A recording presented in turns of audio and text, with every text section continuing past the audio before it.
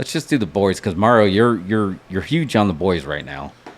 Yeah, I mean, I think it's the best show on TV right now. Yeah, Like for a lot of reasons. It's a critique on a lot of stuff that's going on, and I think one of the things you can tell that it's so well made, no one calls it out for being like overtly political.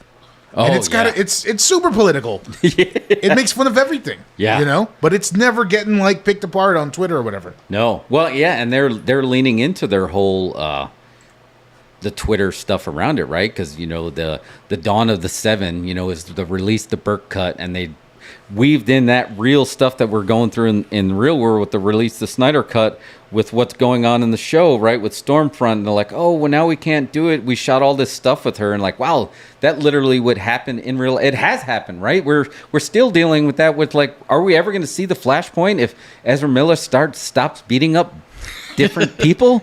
Boys, girl, like he'll dress as a girl and beat up a boy. He'll dress as a boy, beat up a girl. It's just like, dude, stop hitting people. I want to see the freaking Flash. Sidebar, yeah, I mean, that's crazy. There's more Ezra Miller stuff dropping right now. I don't know if you can see the live updates, but it's getting way worse. But what's crazy about that is as his whole, everything's getting worse with him, they say the movie's awesome. Yeah, and that's the chance. It's like, are we going to see it, or are they going to just, because, the whole Secrets of Dumbledore, kind of took a hit a little bit, and just with the recasting, and are they going to take a chance? And Aquaman 2 is already preemptively taking... But just back to the boys, though. Yeah, it's preemptively taking a hit for it. But yeah, and Mike brought up a good point. Would Cody Rhodes have his jacket if it wasn't for Homelander? Because when they were going to turn him... Well, we suggested, like... Solid point. Yeah, if you were going to turn him heel, you might as well go the Homelander route. And it's just like, I'm Cody Rhodes, just like Homelander is Homelander. But man... Talk about, everyone's like, you're going to be really surprised on this first episode. Brian, I don't know if you want to do the honors in that, because man, I did not see that coming. Yeah, that was definitely it's an explosive way to kick off a season, pun intended. I mean, the show over 2 seasons has done a good job of kind of subverting expectations and kind of going there when you don't think it will, and kind of surprising you with a lot of things. But yeah, like a lot of people, I mean, that the show opens with that nice little feature of the film coming through, and you get that really nice cameo. I mean, spoiler alert. Yeah. You get the nice little cameo from Charlize, pops in, and you're like, oh, this is great. And then we go into the party, and you just kind of have to marvel at the process of someone coming up with that concept and just keeping it going. I've always loved throughout the seasons how you can always kind of see where those characters are based in, Marvel versus DC. Right. They kind of run off those character traits. And so seeing, kind of their homage to Ant-Man, and going the whole meta perverse way, because, over the last years, you've seen that online where people talk about, why didn't Ant-Man just crawl up Thanos' butt and just explode? Right, yeah, exactly. And so it's really like they just said, okay, well, let's see what that's going to look like, and let's just go in a completely opposite direction. Right. Except we'll make it way worse. Yeah, because we could make it worse than that. You're going to get 50% of the people that are going to squirm for different reasons on that one. Yeah. I did not. And then, yeah, it was pretty graphic. And I guess it was always known for being graphic, right? Because that was the first thing, right? When A-Train literally ran through his girlfriend and she like exploded. I was like, wow, that was really graphic. And now that's all you ever see, right? With the Whale last season, like they're all about body explosions. Well, I mean, that's one of the benefits of being on a streamer is you really can do whatever you want. Yeah. In essence, because you're not restricted by, network or even cable, things like that. And so you can really kind of push the envelope. I mean, Amazon, especially with another comic-based show, like if you've seen Invincible yet, even though it's more of an animated show, you see them pushing the boundaries of what you can show, and they're just kind of, they don't care. They're going to do what they want to do to service the story, and hopefully people will stay on board with it. That's a good point. They did do that with Invincible as well, because I remember, wow, it's just like so many teeth getting knocked out. It was really graphic. Yes, they are doing Herogasm this season. It's episode 6. I know that for a fact. Oh, really? Oh, wow. Yeah, that's the rumor. So I didn't... How many episodes do they got this? So, because we already got 3. I think it's only 8. It's going to be 8. But yeah, it's compelling TV. I think they didn't suffer from a sophomore slump I feel like it went in really well. So then I was just like, okay, maybe this is going to be the one. And man, no, it's not. It's not happening. To me, it's just like, what's the elevator pitch? Is just like, can you? All right, for all you Saturday morning cartoon watchers, what if the Super Friends were actually the Legion of Doom, and the Super Friends had no superpowers? I was like, wow, that's just because Homelander's look, like his smile, like everything about him, like he's about to snap. And when he had that, and I don't know if we want to go sequentially or if we just want to talk about it, but when he had that moment that he's like, fine, release the video. And then he slowly started just like telling her how he was going to dismantle the entire planet because I have nothing left to lose. What a heel, man. Like, what is just like, holy shit. He just flipped everything on his head. He's the best heel on TV right now. Oh, hands down. He's one of the most well-written villains just in the world. Yeah. And, I mean, talk about the perfect casting.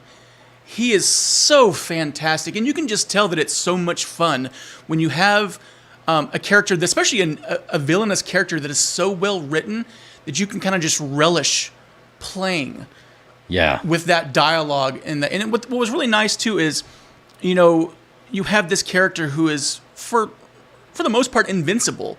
And they found that Achilles' heel to take him down a peg in season 2 by threatening with the video. And you kind of think, oh, well, maybe they've finally done something where they're going to be able to keep him in check. And then with this season, they were like, nope. Yeah. You thought that, but here we go. We found a way. He just doesn't care. And it's a nice way of exposing that flaw, possibly, and then flipping the table on it. Yeah, and they did. Because really, if you had somebody that was invincible like that, the only thing that's keeping him in check is his ego. And just like, that's not really... He could all of a sudden just change his mind. It's like, I don't care anymore, which is kind of what he did. And like, wow, okay, now everybody's back to being at his mercy. I don't even know, what was Anthony Starr in before this? He was in a show in Australia. Man, I can't think of it off the top of my head because you put me on the spot, of course. Oh, sorry. But yeah, I mean, he's one of the, it almost sounds wrong to say, but just surprises. Because I hadn't seen him in anything before this. No, me neither. And he's got those just almost Tom Cruise-esque movie star looks. Yeah. Like, especially his eyes. I mean, the eyes, especially when he's playing Homelander, is one of the most captivating things because he just puts so much emotion into it. And you can, if he wasn't saying anything, you could just see in his eyes exactly what he's actually feeling. Yeah. Yeah, and it's a funny... He encapsulates this character so well. Like, do you see him when he's not in his Homelander gear?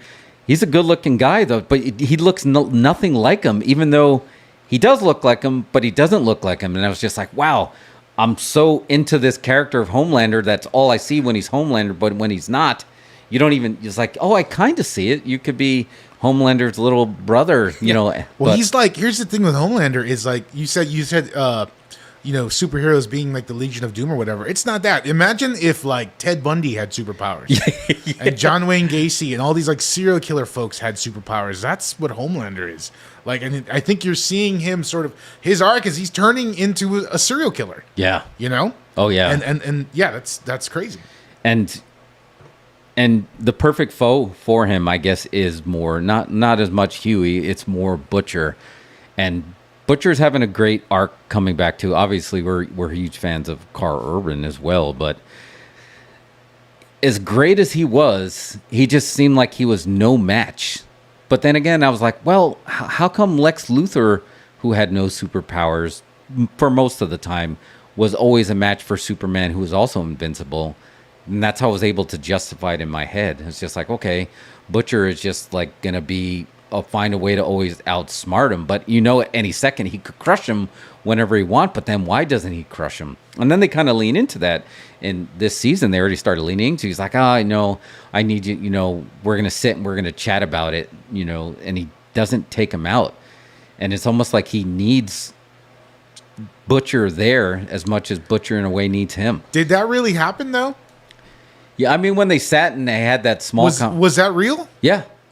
Are you sure, or was that a hallucination from Compound V? You're saying, I was like, yeah, it happened on. No, you're right, and Lee was just talking about that Compound V arc is going to be really good. I don't think. Yeah, I think he's having like hallucinations or something. Right, he totally could have been having an hallucination on that. Was that whole you can have now. That's I feel like that could be ripped from the headlines. You have. Here's this Compound V. We're going to call it something different and gives you superpowers for 24 hours. Now it's just like, now it's almost like you're leaning into the Purge territory. Because what if some psycho gets it? Because Butcher, pretty much always had his moral compass, even though he's not afraid to knock your teeth out. And then you saw what he did to his gunpowder. Mm-hmm. So it's just like, that was a vicious fight. Brian, I don't know if that one caught you off guard, but it definitely caught me. I was like, wow, he really, again, there's something about teeth getting smashed that always gets me, but then the slicing of the head and the brains oozing out, I was like, wow, this guy is unreal. Well, it's interesting, too, because you have Butcher, who is a violent character. He's not necessarily the bad guy, but he's a violent character and is unafraid of showing that. Yeah. And so when you take that and give him something like the Compound V, you're giving him that strength that he's always, whether he admits it or not, has always wanted and been jealous of. Yeah. I think a big thing of it is too is, he hates the soups, but I think there is a part that probably stems from knowing what he could do if he had. Yeah, that. You're right. That's a good call. And so I think that's a big thing too. Is like now that he, even if it's only for 24 hours, he has that, and it just accentuates the kind of the violent tendencies that he does have, especially when he's, pushed to the boundary. But like what you were talking about too, about how, what if this falls into the wrong hands? They talk about it using it as a military asset and things like that, and being able to, handle things. But in the wrong hands, if someone completes, a mission using this Compound V within 4 hours, they've still got 20 hours of just unyielding strength, or depending on what it is. And so, I'm hoping that they'll lean into that a little bit more throughout the rest of this season. Kind of like, what are the consequences of more of the wrong people? Right. Because we see what Homelander is. And while he is a villain and he's terrible in all these different ways, there's always going to be one person who's just a bit worse. Yeah.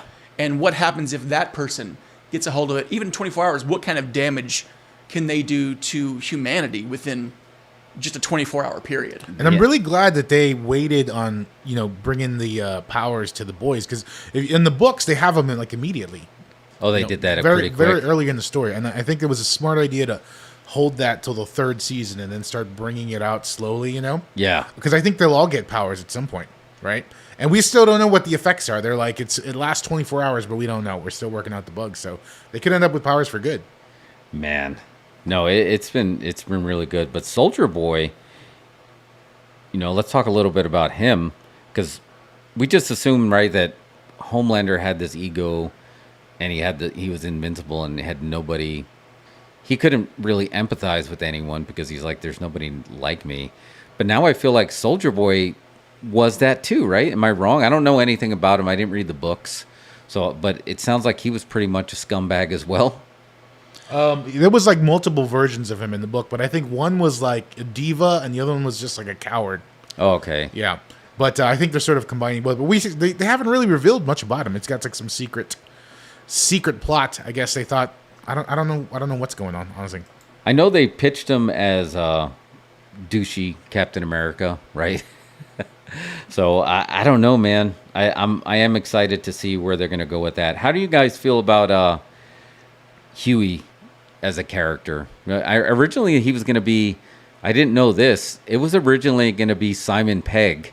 This show's been in developments for so long that Simon Pegg aged out of the role, so then they put Jack Quaid in there, and then Simon Pegg became his dad. If you look at the book, it looks exactly like him. It does look like him. Yeah. When they originally, I haven't read the book because once this came out, I was like, oh, it's a comic, I'm going to read this. But then I was just like, honestly, most of the stuff I watch, I've read the books that are based off of it, and this show particularly, I was like, I don't want to know anything ahead of time. I want to experience it like most people are going to, so I didn't even read the books, but I read a little bit about it, and reading that the character was actually kind of based on Peg's look and stuff like that. Okay. Which is why it was such a nice little Easter egg when they brought him in as Huey's father. Yeah, I thought that was fun. I love what they've done with him because throughout these first 2 seasons, you don't really see him displaying much in terms of strength, both physically or even emotionally. And now that they've kind of put him in this role where he's working with the government on the superhero menace or whatever you want to call it, they've given him some extra confidence. Just even in the way he's standing up to Butcher a little bit more. Yeah, he did a little bit in the previous seasons, but it seems like he's got the confidence now to where he's not just faking it. He actually does feel like he can stand up to him and at least give it to him just as well as it gets. Yeah. No, I can totally see that. Sorry, I lost my train. I mean, yeah, he's definitely growing as a character, I think. Yeah. He's I mean, he's like the audience surrot. He's the one who brought us into the story, that's the way to put it. Yeah, he's the one who introduced us the story. His fiance got killed by the what was it? A-Train? Yeah. A-Train, yeah. And yeah, it's good. And I love that he's a mark for Billy Joel. I love I love the t-shirt game in this show. Yeah, the t-shirt game is off the hook. Like, yeah. I think that works really well. It's just it's the little things that are really adding to it. And I don't know, I really do. But that's a good way to put it, that he is the surrogate for because a lot of times he'll do stuff and they were leading up to it. That season 3, he's finally like, you know what, you're right. We have to do it your way. Where before that, you feel like, you know what, your hesitation is going to get people hurt. And that's where probably most people would hesitate in doing that. They wouldn't necessarily, it's easy to say that it's just like, oh, if I had this, I would do that. But you really don't know what you're going to do until you're in that. That's when you're going to know. And I feel like Huey's is exactly like that. These people he is what he wouldn't know what he would do. Like, just even the tense scene, like when he bumped, it was small. When he bumped into Homelander on the red carpet, that was so small, but like I felt that internal gasp at that moment, like, oh shit, because we've been leading up to this, like, and he can take him out in a second, and he did it, and he just bumped into him. I thought that was really, really cool. Well, we also see too a little bit of his reaction to and how he handles certain moments, because he's displaying all this confidence because he's gotten a little bit of success with his job. But then when we see him following Nadia, I believe is her name is, following her in the alley, and we see her reveal herself for the first time to somebody else, which is she doesn't realize he's there, but he cowers and he's terrified. Yeah. And so you kind of see, like, even with that confidence, he still understands that without powers, he is completely out of his element. Yeah. Especially when someone he felt like he knew and was bonding with just kind of flips that on him. He's terrified and cowers the whole time. Yeah. No, and you're right. And he even brought that up. He's like, shit, I shout out for the Untouchables, shout out that he put in there. But he's like, I just finally thought I had things going my way. And now, something happens. This sucks. But he plays terrified very, very well. But what a gnarly superpower she has. She's just a head popper, man. So it's like, what the hell kind of superpower? It's like, oh, I'm a head popper, and I dig her. I think I want to see her do. I want to see. I don't know where they're gonna. Again, I didn't read the books, but this is what this show does really well. As well, among other things, is it feels like it's the ECW of shows, whereas every character means something and they have some kind of arc that's leading something that's going to tie all together. But there's no throwaway characters in here. And then when they are throwaways, they serve a purpose, right? It's just like Termite's going to, you're going to do it for the laugh. He's going to accidentally explode through his boyfriend's penis. I'm not sure that's a throwaway moment. That's probably one of the most scarring, emotionally, tormenting thing you'll ever see on screen, I think. I don't think anybody should ever watch that. I did not see it coming. I mean, and again, we were all a big fan of the Thanos art and of the Ant-Man thing happening, but we was like, fine, you want to see it? This is what it's going to look like. Well, that's the beauty of the show, too, is the fact that they can go from something like that to where it's just this horrific scene that you're experiencing, and they just 180 right into humor. So seeing Butcher come through with that little bag of cocaine Oh, and my seeing him shake it is one of the funniest things ever. And just you see him in that bag when they pour him out, like he's just in a mound of cocaine and it's like sticking to him and things like that. The fact that they can go from something so horrific and just pull that humor off like that is just a talent to how well they know the characters and how well they know the tone of the show. Yeah. Yeah, no, they got the notes. They know the tone. They understand the lure. They understand everything going in. But yeah, you're right. When he shook him up like a chicken cutlet with some shake and bake. A little shake and bake action. And then, like, there's so much going on with, what's the name of the guy? Combat? Or what was the dude's name? Gunpowder? Gunpowder, yeah. Gunpowder. He's at that, the gun rally. gun show. Oh, my gosh. And doing that whole bit. And on the other side, you've got when they go to Votland and they're at the food court or whatever, and everything is like it's like LGBT turkey legs and like what was it, lesbian veggie tacos or something? Oh, yeah. Something like that. I don't know. Oh yeah, the woke wok is the one that stuck with me. Yeah, like everything. That a woke wok. And they're just totally playing into that whole, and like Vought is this soulless company that wants to profit off anything. Any premise that they can put out there, yeah, sure. If we can make money off it, let's do it. Yeah, and then they did.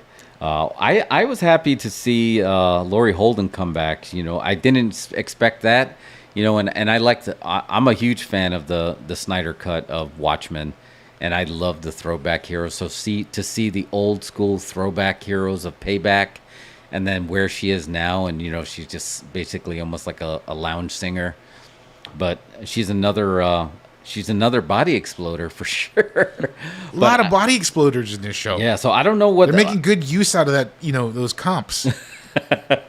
I don't know where they're going to go with this again, and it's not there. So, but I'm sure it's going to come up pretty quick. Of just like, are they going to lead to?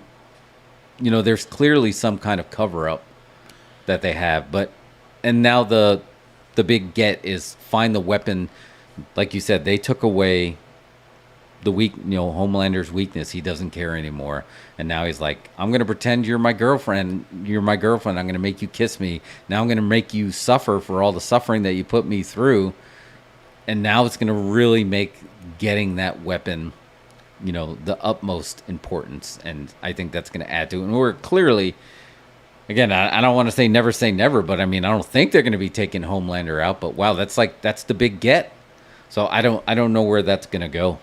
Yeah, I'm interested to see where they're going to go with it because, casting Jensen Ackles that's not a small thing to do. No. If you're going to bring in someone like that who's been on a hugely popular, successful show, especially a pop culture show like Supernatural, yes, you're not just going to bring him in to throw him away. And so far we've only seen Soldier Boy in the flashbacks, and I just don't think they could bring someone in like that and just leave it as a flashback thing. So personally, I'm hoping that either he's still alive and that's the cover-up, or the fact that Laurie Holden, I forgot her character's name now. Crimson Countess? Crimson Countess. Yeah. That maybe she killed him, and that's the cover-up, because no one was there to physically see it. So I'm interested to see how they're going to play it, but I don't think you can bring in someone like Jensen Ackles and just have them do flashbacks. Yeah, I kind of think there's got to be more than that. Yeah, there's got to be something way more than that. And he's definitely going to be back. I mean, they've showed a lot of footage of him. They're waking him up or something. Yeah, he's got to pulling the Captain America and getting him unfrozen. Yeah, he's douchey Captain America, so he's in douchey ice, and they're gonna defrost him. Podcat in the house. What are your guys feeling on the Deep? I have to hijack the podcast right now because I think it's very important we talk about how twisted it is that Homelander had Stormfront's corpse, or not her corpse, but her body in his living room. Oh, the stunt. Yeah. That was super twisted. Like, I felt pain watching that, imagining the scenario where that's your life. It's like the Metallica 1 video, you know what I mean? Yeah. You're armless and legless and just like, that's all you can do, just laying. And she's just like tortured. Yeah, and but he still was just like dry humping her, or yeah, he's still doing. Well, he's like in there, like trying to get her to wish him happy birthday, and just talking about himself over and over, and then like, yeah, he like she tries to like give him a hand job or whatever, but it's just she's just so miserable, and you hear it in like her squeals when he like pulls away and stuff. that was almost as bad as the exploding dick hole. Yeah, I was actually surprised they brought her. I didn't think they were going to bring her back, and then to bring her back, and they waste nothing. They use every morsel, and they actually use that to make you dislike him even more. That he pretty much just had her to like leaned in, and they lean more into a lot of the awkward sex stuff than Revenge of the Nerds. I mean, they really lean into it with between the Deep and Homelander, and now the Hero-gasm thing that's coming up this season. That's really they're like, oh, you're right. This is on Amazon. They can do whatever the hell they want. Well, you see it a little bit too with Homelander specifically. You know, he's always had that female character that's been kind of his surrogate. So Elizabeth Shue was in that first season, and there was all this inappropriateness going on with that, with the breast milk and things like that. And then with her gone, they bring in Stormfront, and she kind of takes the place of that surrogate for him in terms of, you can kind of see, and it's almost a sadness thing. If he wasn't so awful, you kind of feel bad that he just wants to feel that kind of love that he doesn't think he really will ever get. And so, and in the end, we usually destroy the things we love. And so it's happened twice now, and that's why I'm interested to see where they're going to go with Starlight. Now that he's pushing that, I mean, we've seen that she has strength, and in this last episode, the third episode, we saw at the beginning the kind of bookends of the front and the end of the episode, her basically holding back, knowing that she needs to just ride the wave. Yeah, and seeing her clench that fist. So I'm curious to see if we're going to see her fall prey to the previous women in his life, or if she's going to find some way to fight back. Yeah, and she's in a real... I mean, they definitely put her behind the eight ball between bringing the Deep back and now leaning into this, like, Homelander's deciding you're my girl, and then she has, you know, her previous love, her teenage love interest, and then on top of that, she has Huey. Yeah, she's going to be stretched really thin, and I guess she was the closest more than Huey as far as, like, having that moral compass of just, like, leading the charge, and now that's going to be put to the test. Yeah. So, what did you guys think about the Deep with the octopus? What was that? That's also super traumatizing. He could hear the octopus begging for mercy in his mouth. That was so. So again, what a great performance, Chance Crawford, I think is his name. Mm-hmm. What a great performance that he's like he's begging for his life. That's Timothy. He's begging. He's telling me he has children. Like he's giving you like the play-by-play of like as he's like, I'm sorry, I got to eat you. I didn't know if he was going to make him pull that off, and he did. It's like, man, this guy again, the ultimate heel. Like he's just like, I'm going to make you eat your best friend. Yeah. Well, it was too because you see him when he's with his wife, and they're just going for it, and he's making the eye contact with him in the aquarium, and everything he's saying, you're so wet and everything like that. You can just see that he's got that. He's always kind of had that. In people, we talk about it a little bit in Peacemaker when he talks about how Aquaman fucks fish. Oh, yeah. And the Deep is kind of that version of Aquaman. And so, like, the idea that he has this sensual nature with aquatic life and whatnot almost makes it, dare I say, even more sad. Yeah. When he's got to eat him, because you can sense that there's like something there already, and he's having to eat not just a friend but almost a lover. Yeah, exactly. In a way. Yeah, that's a good point. And he really, he was, again, there's nobody, like, does Homelander like anybody? Like, he's just manipulating, I don't know, like, I guess he kind of, Mike brought up the shapeshifter, and then didn't he explode him as well? Yeah, he killed the shapeshifter. Yeah, he killed the shapeshifter, right? So, I don't know who's gonna, again, what an ultimate villain. Like, it just, again, that's the Brightburner. Just like, what if Superman was a heel? What if Hannibal Lecter had superpowers? Man, and he really leans into that, and then he's. Although Hannibal Lecter's kind of cool in a way, maybe not even him. Yeah, more like Ted Bundy or whatever. Yeah, a little bit more Ted Bundy-ish, and then just trolling. Like, he was trolling Maeve. He's getting on A-Train this week. He's like, I see you wearing a girdle. He's like telling him that, like, he's trolling him with that. And it's just like he's getting on everyone that I feel like they could lead to. This could have that injustice moment, because who really could stop him? And I guess don't tell me if you do know, but like I don't know who could stop him because I feel like this weapon doesn't exist. I don't think it's gonna exist, and I don't think they're necessarily gonna get off that easy. Well, they've done a really good job with Homelander in the fact that even though, he's an adult male, he is essentially a child inside. Yeah. That's true. Yeah, he's that's just a good petulant point. child, and you kind of see it, especially with the way he's acting now. Is, he was getting his way, and then something happened to where he wasn't getting his way, which made him lash out. And now he's getting his way again. So he even said, like, the rules don't apply to him anymore. Yeah. And just like a child, once you do that, you're in the danger zone. Yeah. Because it's uncontrollable. Yeah. No, it is. There is going to be no impulse control at all. You're just going to literally lash out. Mike brought up a good point. What if the weapon is his son? Or like maybe there's not going to be a weapon, but then they realize that now you're going to have that Darth Vader moment, right? It's just like, okay, now we got to protect the prodigal son long enough where he's going to have the experience that he's the only one that's going to be able to stop. Well, I'll just say Homelander. this: Stan Edgar has zero fear of Homelander, right? He Yeah. never he doesn't flinch at all. Like everybody else is terrified of him, so he's got something over him.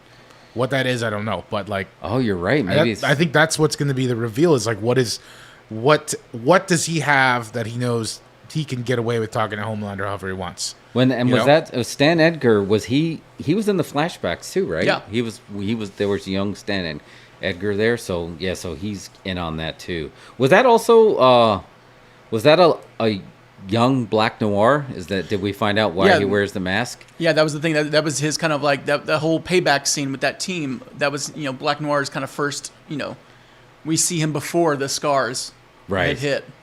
And they made a big point that he didn't want to wear a mask, and he was very vocal, and now he's the complete opposite. I do enjoy that character because he definitely has the Batman unhinged moments for sure. But to see him like that was cool. But I'm a fan of Frenchie. I like Mother's Milk. They're doing something there.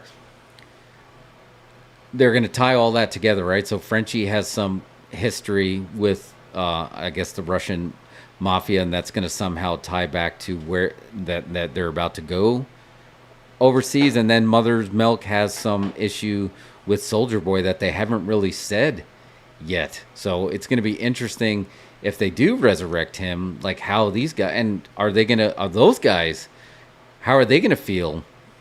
Are they going to take the 24-hour V? Because, clearly I feel like Mother's Milk is more anti-Soups in a way than Butcher, right? So I feel like he would be busting his balls the most over it. I think they're all going to take it. You think that Everyone's going to take? Yeah, I'm pretty sure. I feel like that's like the only way to go. You can't have.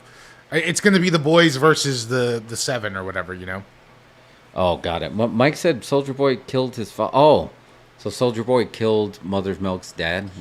Yeah, he killed their family. Oh, got it. Killed his whole family. Damn.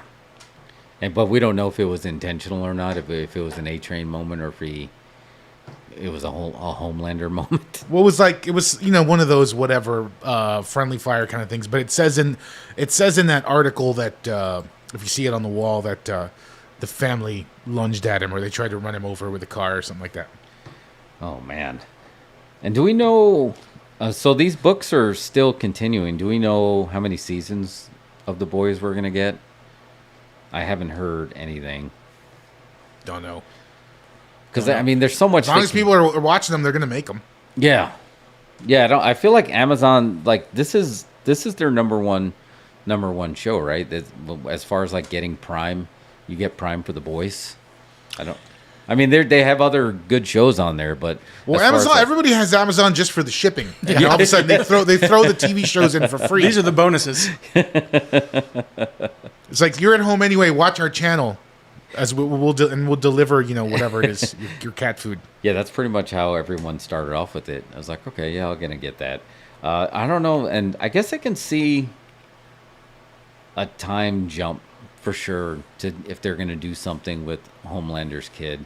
I did not expect Butcher's wife to be taken out of the picture too soon. I don't know if you guys expected that. I really feel like that could have been something that was used as leverage, right? Like Homelander has his son that's used as the leverage. I was surprised that Butcher having this allegiance to, the baby that his wife had that wasn't his was going to be enough to do that. And I don't know about you. I just like, did he have a Harry and the Hendersons moment where all of a sudden he's going to just make this kid feel as bad as possible because he wants them to get away? What was the deal with that in that last episode? Well, I think part of it too is, he took him in and has been doing all this for Becca, for his wife, to kind of honor her. And I think that part of that, especially learning from Grace, like all that information that she hid from him about her history with the groups and whatnot, and knowing the information, knowing that there could be a weapon, that kind of knowing that he could still have Becca, I think kind of just flips that switch for him. But I do think part of that, I think that he cares about Ryan and is almost distancing himself in a way because he knows that he's just going to invite death no matter what he does. And it might be just kind of a way of doing the right thing and pushing him away so that he doesn't get hurt. I like the idea of, that's a really good point. But then he's got to forget the whole nature versus nurture thing, right? And was Homelander obviously the way he was brought up, poured out of a test tube, as he said.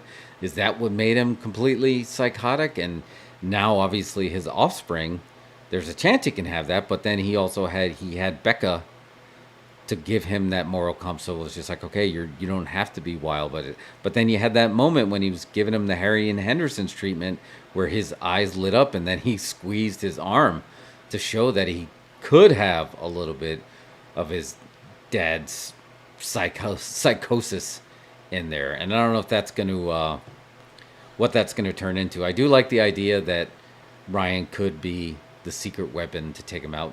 It kind of leans a little bit into Butcher last season, right, using the baby soup as a weapon, right? Because now they're weaponizing. But are we going to get to the point now where it's going to become the nuclear arms race, where if everybody has a super power, then that's what's going to cause everybody to kind of stand down? So it's just not complete carnage?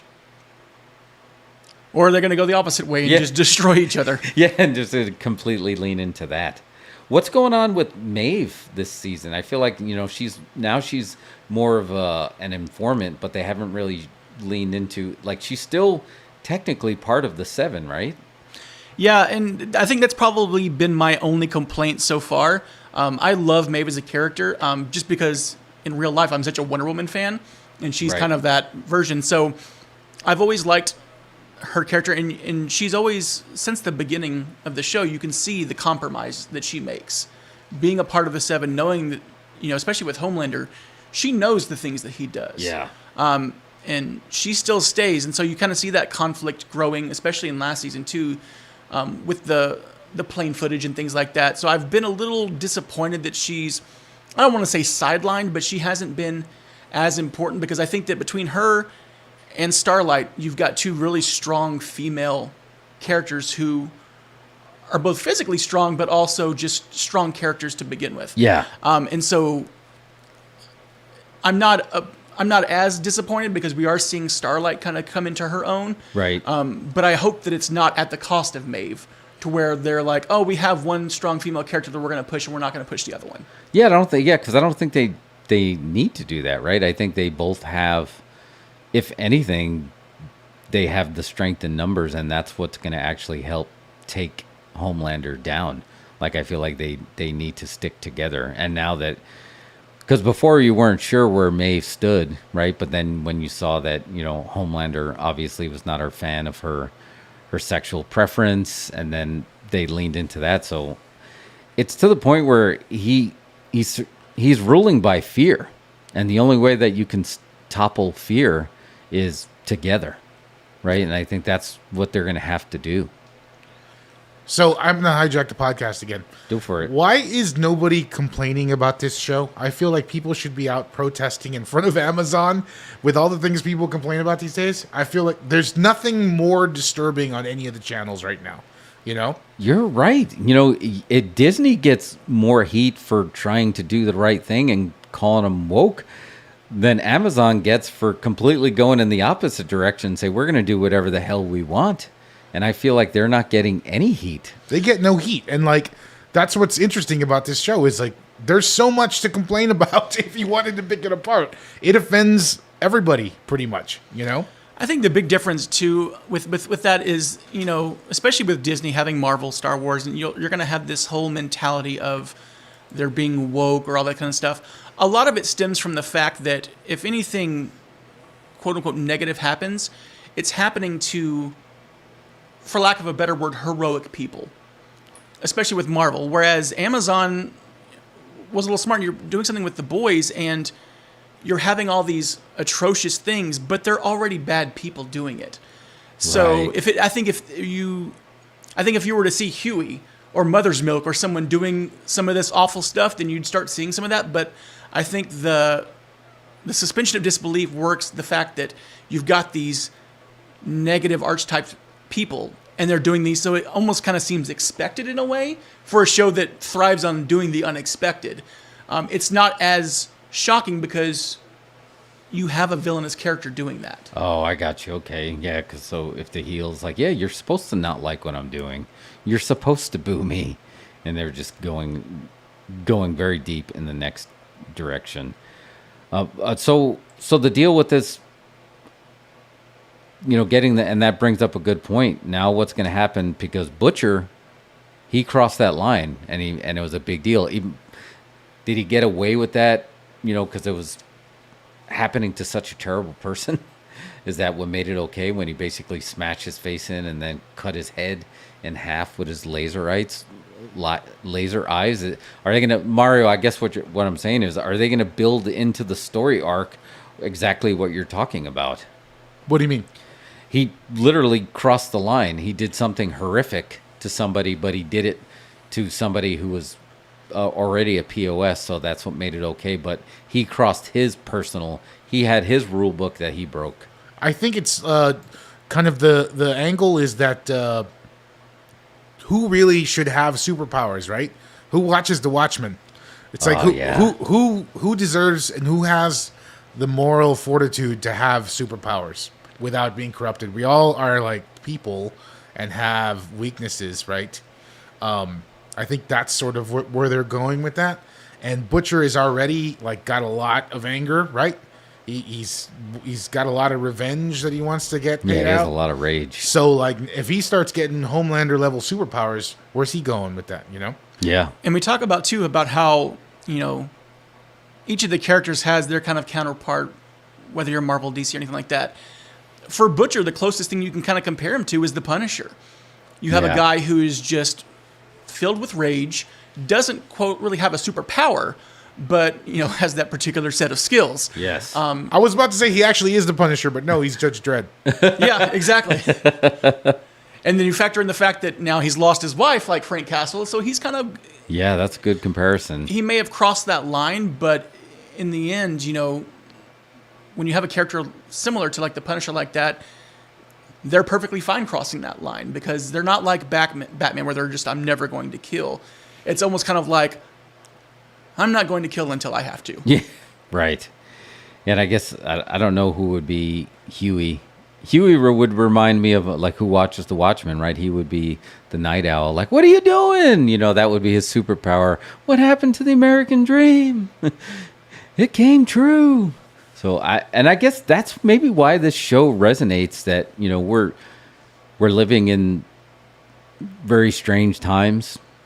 And I guess a lot more people are seeing it as more, yeah, I can see if people these days got a superpower, that's exactly what they would do. Not just the people as a whole, but like the corporations and the entertainment that's all based on this, right? They had a reality show. That's who's going to decide who's going to be in, you know, in the next, who's going to be in the 7, and we're going to make movies and we're going to merchandise it. That all feels real because that's basically what we're doing, right? But I don't know what in IRL would be the comparison to Vought. But Everything. Amazon, Amazon, Apple, ironically. I guess that, Facebook. It's like all of them combined.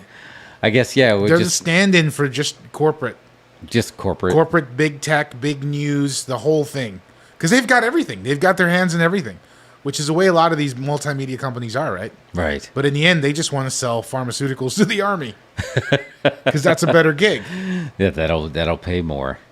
Well, so here's a question for you guys: would you pay to see Dawn of the Seven if they actually made that a real movie and they sold it as a meta movie? Because basically, we're getting the behind the scenes of the making of the Seven. But do you want to see that? The trailer was great, right? The trailer was good, and they really leaned into it. But do we want or do we need to see that? I'm gonna pass on that. I'm not gonna pay. It's free. You can't turn The Boys into a movie. It's free on Amazon with your shipping. Yeah, and I guess Amazon didn't do like Netflix. They don't own a theater, so if they, because I'm just curious, like what happens next after. They're gonna want to keep The Boys going for as long as possible. Did you guys watch The Boys Diabolical? Did you watch the shorts? I did not. It was basically the equivalent of the Animatrix. I didn't watch it. The first one, maybe the other ones are good, but I guess they didn't start strongest one first because I remember starting watching and I was like, oh, this feels like, because isn't it executive produced by Seth Rogen? I think that's right. Yeah, I believe him and Evan Goldberg. Yeah. Yeah, that they did that, and I was a fan of Preacher.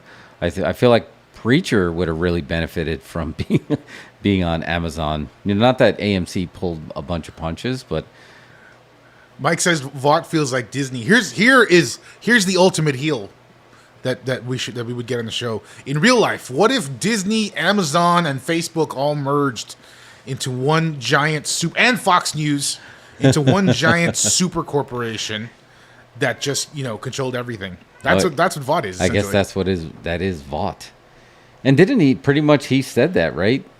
Look, in the end, we're not a multimedia company. We're a pharmaceutical. Didn't he literally say that in the last episode? Yeah. He kind of leaned into it. It's like, this is what we actually do. All this other stuff is just to sell these drugs, to the military. But I'm really curious where they're going to go with it. Again, there's just so much content that's out right now. But I did feel like if they gave you 3, you got to take the 3 and watch it. Did you guys binge it all at once, just in one sitting? Yeah. I stretched it over a couple of days. No, I had to watch all 3. I think I've watched it twice. Oh, you went through it twice? Yeah. There's just so much. There's so much detail and everything. I'd like to see all the little things painted into the background. Yeah. All the little side jokes. Well, it was one thing that I loved too, and it's not even really a huge thing, but I love the idea that they've started sowing some seeds here and there for turning the rest of the 7 into sympathetic, possibly heroic characters. We saw the backstory with Black Noir. Yeah. We've seen it with Maeve, and now they've done it with the Deep a little bit. They've tried making him a little more sympathetic, showing how terrified he is, and showing a few instances where he actually did want to change. And now they're doing it with A-Train. Oh, that's a good point. They're leaning into, him embracing his culture and the whole line of, I'm Michael Jordan, not Malcolm X. Which I thought was really interesting, because then you go from that and then we go to Homelander quoting MLK. Right. And as trying to put himself in that kind of thing. So I'm interested to see where they take that, if they're sowing the seeds to have the rest of the 7 maybe turn on Homelander, because maybe that's what it's going to take. Maybe it's going to take all these different teams to take him down. Yeah. You're absolutely right. I mean, he's the only one that's pretty much sticking to the heel gimmick. I feel like the rest of the 7 are starting to pivot towards into sympathizing for them or seeing why they are the way they are. That they were basically bullied by the ultimate villain into doing exactly what he said, because he's ruling by fear. He's their emperor. And that's how you can tell when you've written a great, strong villain, is when they're so bad that they make other villains look sympathetic. Right. To where you're like, oh, I kind of feel bad for the guy. He's calling him fat and stuff like that, because you've got someone so just insanely evil. Yeah. Oh, man. Yeah, I'm excited. I'm. Do you guys have any problems with it? Did you want to get them dropped all at once? I remember last season there was a big controversy that everybody was upset that they were releasing it one episode at a time. But I feel like Netflix is the only one that's sticking to that gimmick. And they're like, we're going to give you a quick drop. But I kind of like the idea of taking your time to do it. Because even when you drop it all at once, there's very few shows that you can take in one sitting when they're this thick. Like it's like eating like pure frosting. It's just like that is a lot. Ted Lasso, yeah, you can crank through those because that's awesome. You know, that's good. But something that this rich and this riveting, I think it probably behooves it to stretch it out a little bit. Yeah. Well, also you have the subject matter too, and you kind of need those breathers every once in a while, Yeah. especially after seeing some of the things you see in the show. Like you're just like, all right, I'm going to take a day, go to sleep if I can, and then wake up the next day refreshed. And going to the Netflix thing, that's how I was with Squid Game. Squid Game, I was like, I was hooked in that first episode, but then after like 2 or 3 episodes, I was like, I need a break, just an emotional break to be able to, so I can tolerate this, because you don't want to get burned out. So I do like, depending on the show, the kind of 1 a week thing. It almost hurts when you've got a show that isn't necessarily as heavy, like especially with Disney Plus, when you're seeing all these Marvel shows and like with Kenobi and stuff, you see all these really nice things and you're like, I have to wait another week? What am I watching cable again? Yeah. And you want that. And so, I think that a lot of the streamers have shown that there's still success in doing it 1 a week. Yeah. Because then you build up the anticipation, much like a cable show would have. But yeah, Netflix is kind of the one that's like, nope, we're just going to keep doing it the way we do. And I think there's place for both. I think it kind of depends on the show, but I mean, I'm not the one making those decisions. They have the data, so they know what works and they know what doesn't work. So. Yeah, and the data. And look,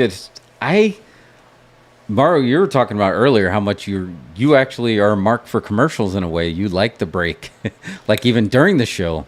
Yeah, I mean, depending on the show. I like watching TV with the commercials. It just feels normal to me sometimes. I mean, I understand when you're going to watch a movie and you don't want the commercials ever, but when I have TV on as background noise, I don't mind ads. It kind of just plugs me into reality for a second. What's going on, Yeah. Because commercials kind of, you look at old commercials, you can see where the culture was, Oh, exactly. Yeah, it is a bookmark in time. And we were talking about this earlier, watching the George Carlin special, and he was talking about one of the variety shows he was on, the Tony Orlando show, and he's like, you realize that back then we were getting a 40 share, which is now the equivalent of like everybody watching the Super Bowl for a variety show. But the thing that it was that it was event TV. Like it was an event, like people are staying up at 2 a.m. to watch Kenobi because it's an event TV. Like lean into that a little bit more, maybe make it a little earlier. But if you know the date and you have the loyalty, people are going to be there. So I think The Boys is really formatted well for. I like the big drop like this. Like here's the first 3 to kind of keep you going in. Peacemaker did that, and that was perfect. Peacemaker was the perfect example of how well that worked. We're going to give you the first 3 episodes, and now as the filmmaker or the showmaker, the showrunner, now you're going to format it. It's like, okay, we got 3 hours. Like basically we have a film to win them over, and now let's do it. And I think The Boys is perfectly formatted for that.